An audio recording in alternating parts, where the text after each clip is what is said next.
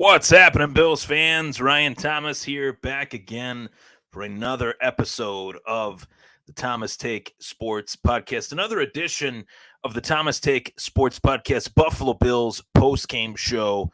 Very excited to bring it to you. Better late than never. It is Monday, November 15th. We're just about to hit that 8 o'clock hour, and I wanted to hop on here and give you guys a good post-game show, the post-game show that you guys deserve. And this was the post-game show that you guys deserve. We should have seen these results play themselves out last week against the Jacksonville Jaguars, but we didn't. I won't even go there. I don't even want to mention the fact that that game happened, that game actually exists in our memory bank. It's unfortunate that the game played itself out the way that it did, but I ask you guys every single week to hop on here and ask me some questions.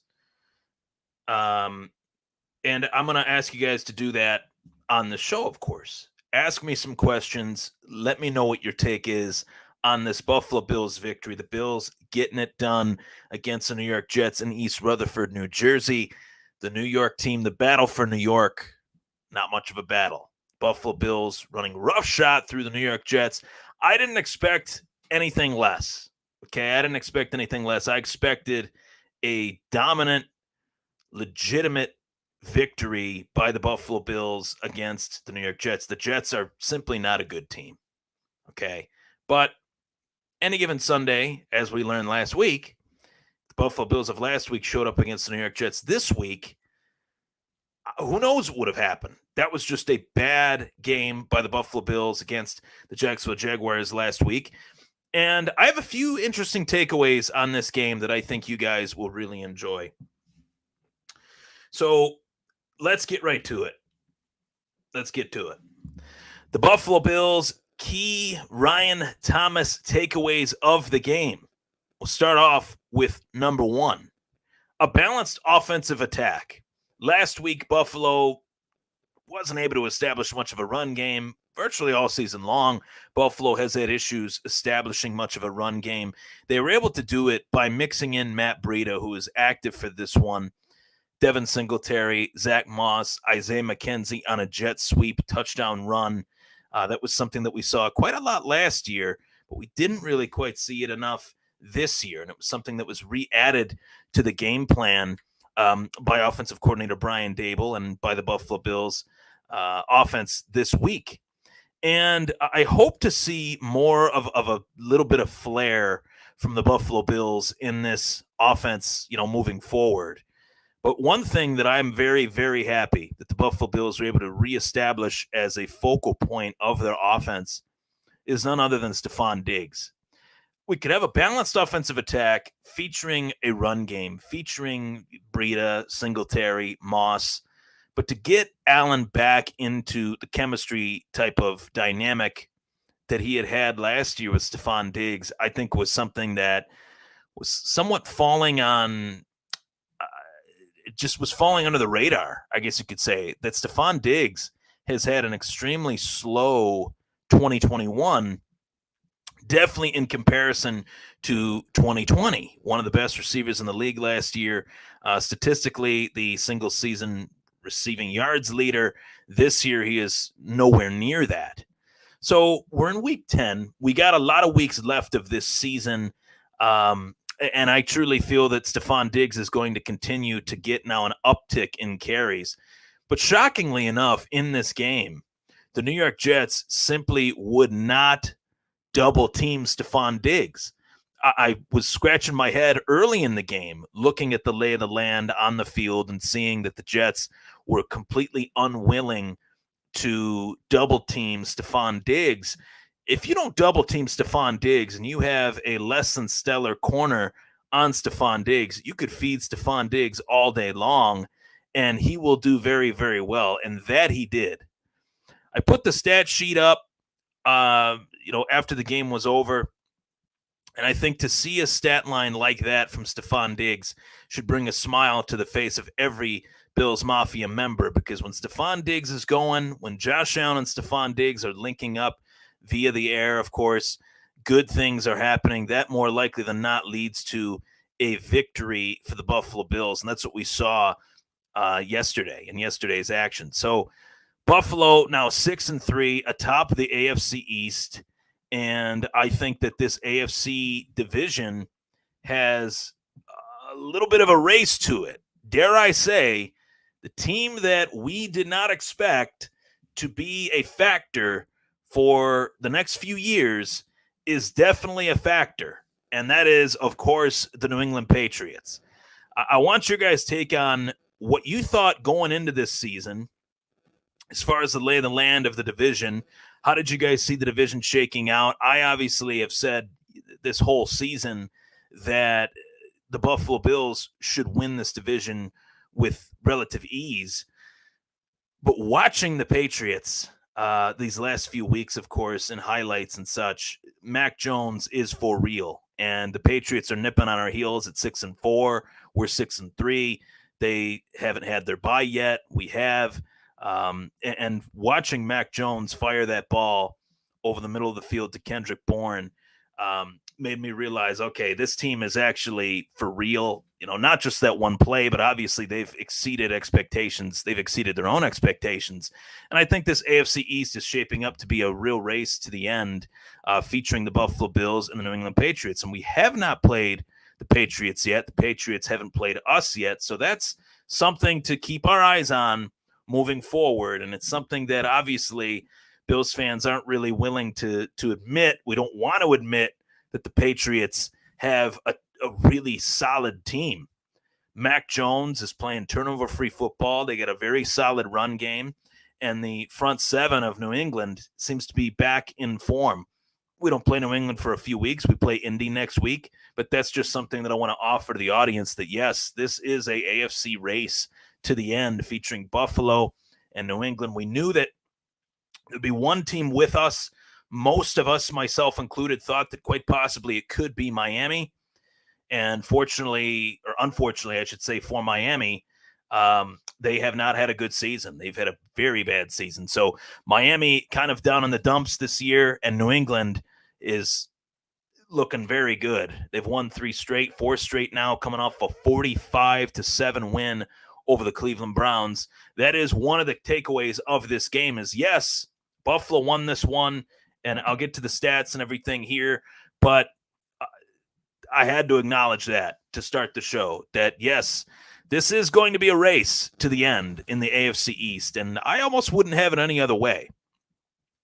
So this next segment of the show, my takeover player of the game, I bring you my takeover player of the game every week. Typically, that takeover player is somebody that exceeded any and all expectations and really remained a huge factor within the game as to how Buffalo got the victory. And I think there's a couple of them, obviously, but the one that really jumps to mind is Spencer Brown, the rookie right tackle, who has been phenomenal at the right tackle position for the Buffalo Bills, while in the Bills offense has had a whole new look to it, obviously in the run department as well as the pass blocking department as well. We start to see this man develop over week after week after week, far more confident than what he was his first start. And his first start, he had his moments, but these next few starts that he has had, coming off of an injury as well, he has looked very good. And I think the Buffalo Bills, for every Cody Ford that is a second-round draft choice that just didn't pan out, there is a Spencer Brown that has panned out. And Spencer Brown has been phenomenal. He's been fantastic for this team. And I'm excited for him. I'm very excited for him as far as his future within this team and for this team, for this roster, to have the issues that it has had along the offensive line. We desperately needed Spencer Brown to show up. So the stat line in this one, Josh Allen, 21-28, 366 yards, 2 passing touchdowns, 1 interception. Stephon Diggs also had a hell of a day. Hell of a day. Okay. Gabriel Davis had a hell of a day. Stephon Diggs, 8 catches, 162 yards, and a touchdown with a long of 57. Matt BREIDA, 3 receptions, 22 yards and a touchdown. Matt BREIDA also had a rushing touchdown in this game. I've been saying it for 8 weeks. More of Matt BREIDA. I think the Buffalo Bills will implement more of Matt BREIDA in the coming weeks throughout the rest of this year. I would hope so, because Matt BREIDA was a stud yesterday. He remained a huge X factor. As I mentioned, Gabriel Davis, 3 catches for 105 yards. Toe tapping Gabriel Davis, looking really, really good in this limited action that he saw. Statistically, he made the most of it. 3 catches for 105 yards.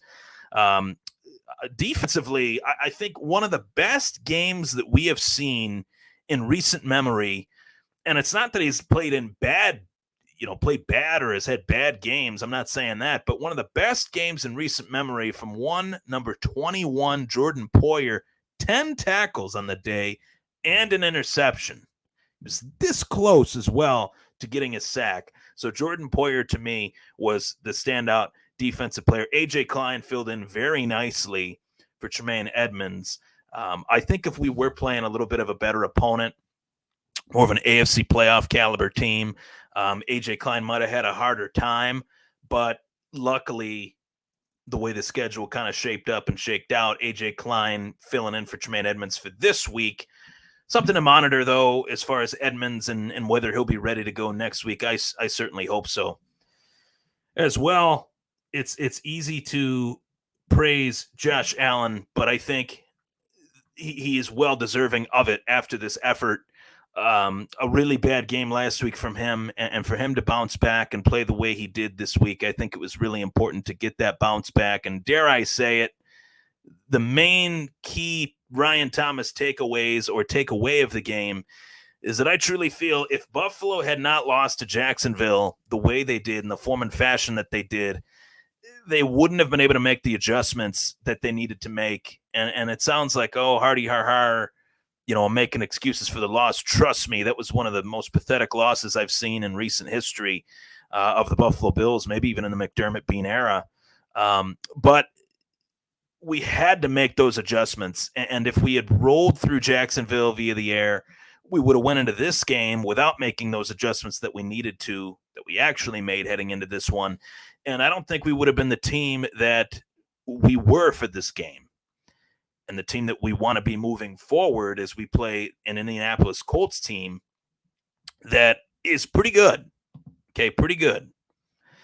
So I think I'm going to get to some comments. So Jordan Miller, we're going to get to his comment. First one, I'd click it, but it is a little long, so it'll cover my face. You can still see my face, but I'll read it for you, Jordan. Ryan, I'm late, but what are your genuine thoughts on the 2 games against New England? They look very sound, but we're experienced to easily take them out. But now we're seeing a Patriot team on a fast growth process. But again, we're a great team. I mean, as long as Bill Belichick is breathing, as long as Bill Belichick is on a sideline, as long as Bill Belichick is the head coach of the New England Patriots or of any team, that team has a chance to do big things. And I think it's no secret that they spent a lot of money over the course of this offseason. They brought in guys like Hunter Henry. They brought in Jonnu Smith. They brought in Matt Judon. They've brought in a lot of weapons, I should say, offensively and defensively, guys that can catch the ball and guys that can get after the quarterback. And those additions have dramatically helped, and they have received a massive upgrade at the quarterback position, going from Cam Newton to Mac Jones. Last year, Cam Newton was a disaster for them, and Mac Jones was everything that I thought he would be, and then some. You go back to the NFL draft, conversation. I talked about the quarterbacks in depth as I do every year.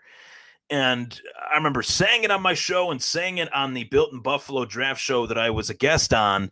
There's only one player that I would hate to see the Patriots draft, and it's Mac Jones. And sure enough, the way the draft fell, Mac Jones went to the Patriots. And Mac Jones on the Patriots is the last thing I wanted to see.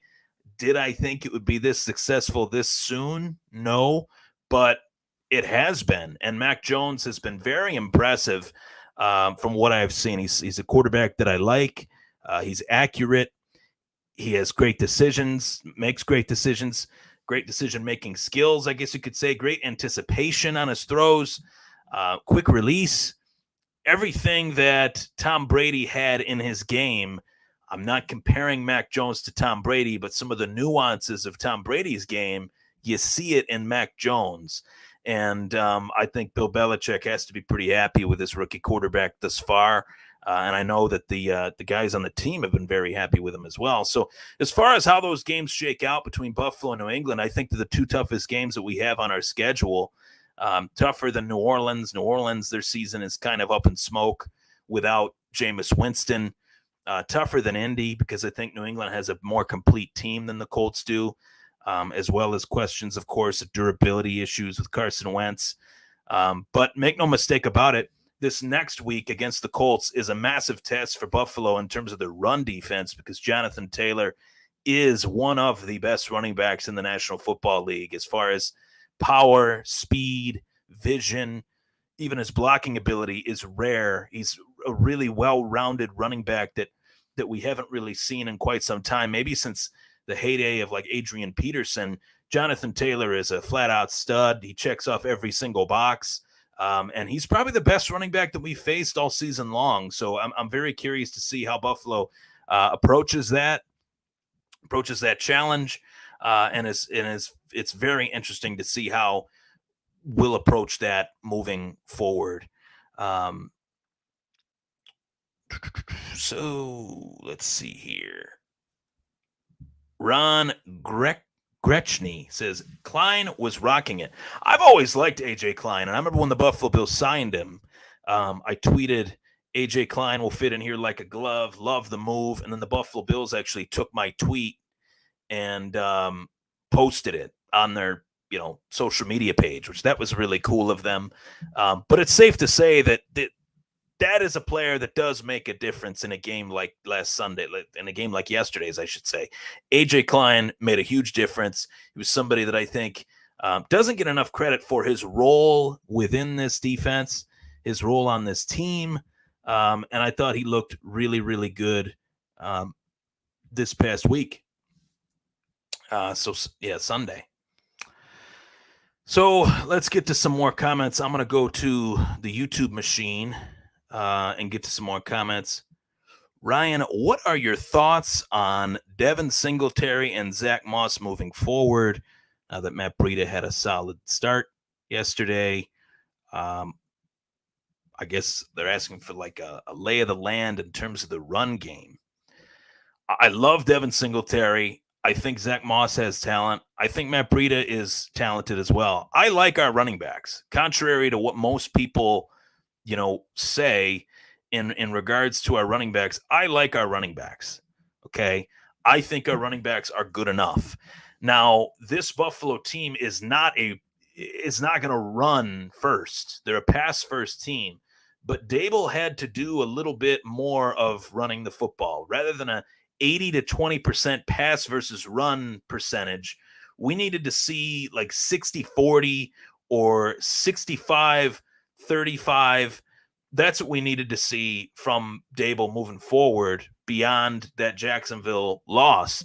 And to see that the run game featured far more than what it was, I think was huge for this team. And I think moving forward, the emphasis on it of duplicating that game plan, featuring misdirections with BREIDA, featuring counters with Singletary, and power running with Zach Moss. Those are the types of plays that I expect, frankly, from Dable in our run department, in the run game moving forward, rather than just completely ignoring the run game and saying, oh, we're a pass team, we got a great – but we do have that. That's not wrong.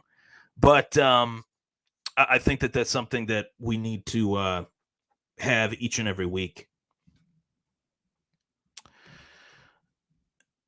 Bill Kaniski said, Obata, Effie Obata. I'm sure that's who he was referring to. Obata looked good this week. He did look good. 93 was flying all over the field. 93 was getting into Mike White's grill. 93 was pressuring Mike White. And how about Mike White? What a terrible game from Mike White. And this is a big point that I can make to Bill's comment as far as how Obata looked good. This defense, without a doubt, if we're spotlighting Effie Obata, who was essentially a walk-on to the team, made the team, and has made his own impact, if we're spotlighting Effie Obata, that just goes to show you how damn good this defense actually is. We've come to expect the results from some of the players that have been mainstays on this roster, especially on the defensive side of the ball. We expect Trey White to be elite. We expect Micah Hyde to be elite. Almost said Micah Poyer. We expect Jordan Poyer to be elite. We expect Edmonds to grow and to get better every week. We expect Milano to do what he does. Ed Oliver to get better. But then there are these guys on this defense like Justin Zimmer, who has been inactive the last few weeks, but when he's out there, he's made a difference. Effie Obata, who has been out there, he's made a difference.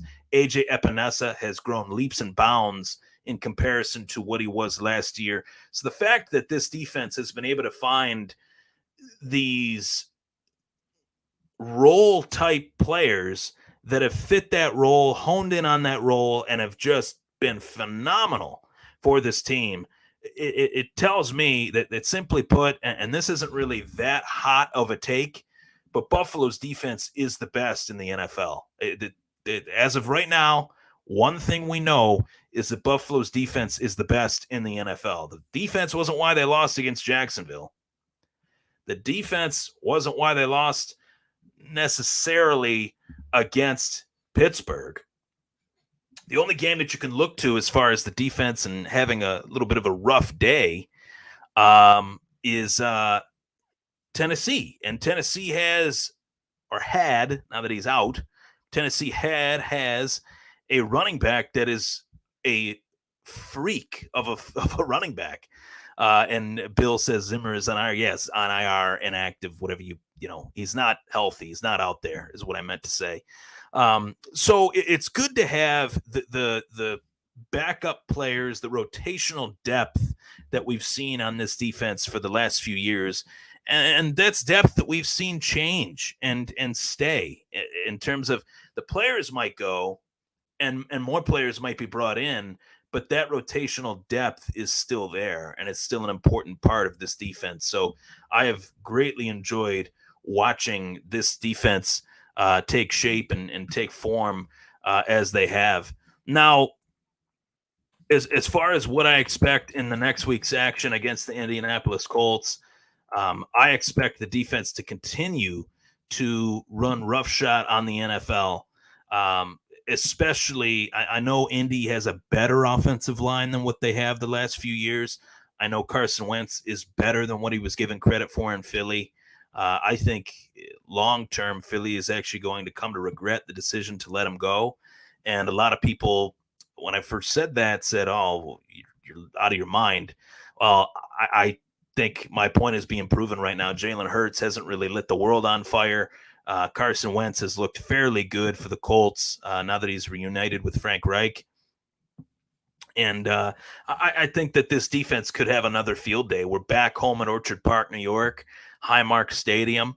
I expect the blue on blues, you know, and this last week, I think the offense really was able to get some momentum, a balanced offensive attack. 21 points in the third quarter, 7 in the fourth, 28 points in the second half. You're not going to be able to guarantee those results every single week, especially when you're playing against a better quarterback in comparison to Mike White. But I thought it was interesting that, you know, Indy is one of those teams that I circled on the calendar, on the schedule, when the schedule was first released. And I feel like it's pretty interesting to see how the seasons have played out for the Bills as well as the Colts.